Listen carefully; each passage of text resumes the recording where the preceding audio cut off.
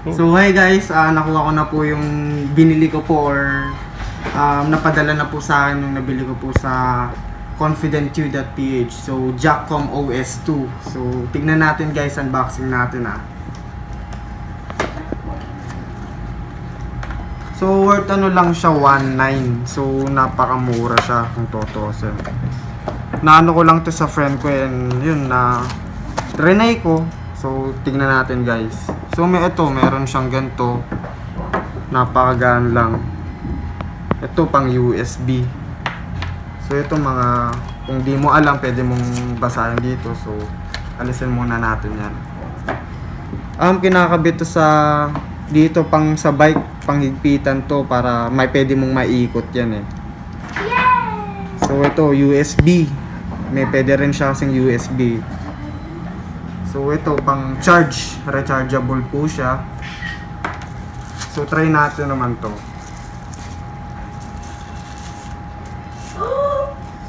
So magaan siya. And simulan natin dito. Ito yung nagsisilbing speaker niya. Yan. Then black to, tas ito medyo gray So pagdating naman dito, ito yung flashlight.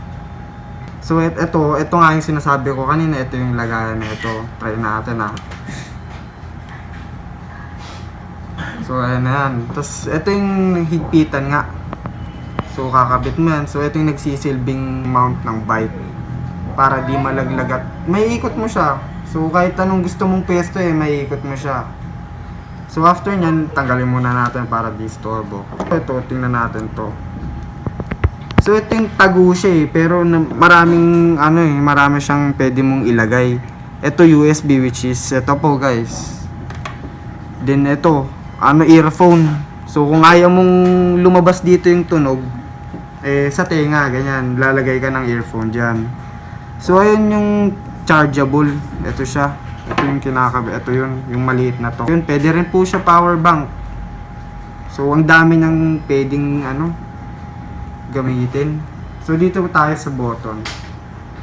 So ito yung open, ito yung kung gusto mong maglipat. Ito yung pang ilaw. So try muna natin yung ilaw guys. So ito guys, tingin tayo dun guys. So ayan yung naka-steady lang, kung nagbabike ka, naka-steady lang siya. So kung pwede rin siya, meron din siyang iba. Pindutin nyo lang na one time. So may isa pa. Ayan lang, naka-steady lang siya guys. Namamatay siya, tapos bumubukas ulit. So ang dami niyang silbi pag nagbabike ka. So mas ito pag brownout or nasa bike ka pag gabi, nagagamit mo siya. Long press pala pag papatayin to. Nilolong press pala siya. So ito yung button na para bumukas.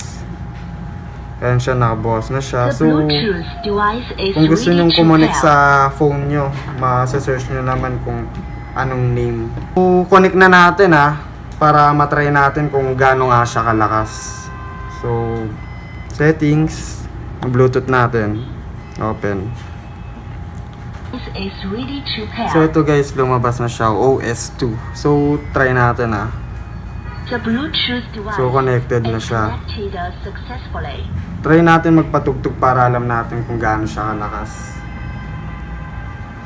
Gaan lang siya, magaan. Lasa natin dito din sa phone. So, sobrang So, I'm pretty torn between the General Tso's chicken and the chicken lo mein.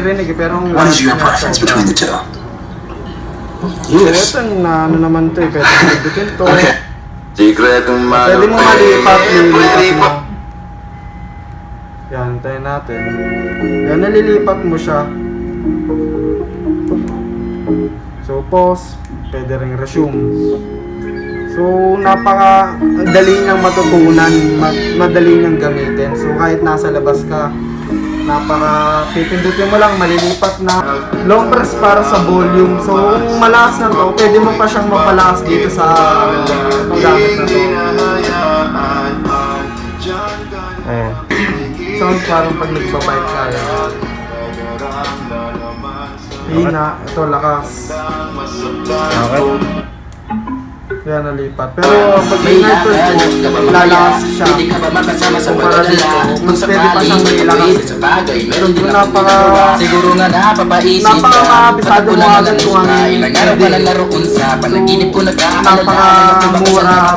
pero mukhang Pwede gamitin. So, solid to. to. May mga lakad kayo, may mga outing. Pwede nyong magamit kahit saan eh. Hindi lang naman pang bike. Pwede nyong gamitin pag kumakain kayo at kung saan-saan. So, nire-recommend ko tong gamit na to at thank you guys.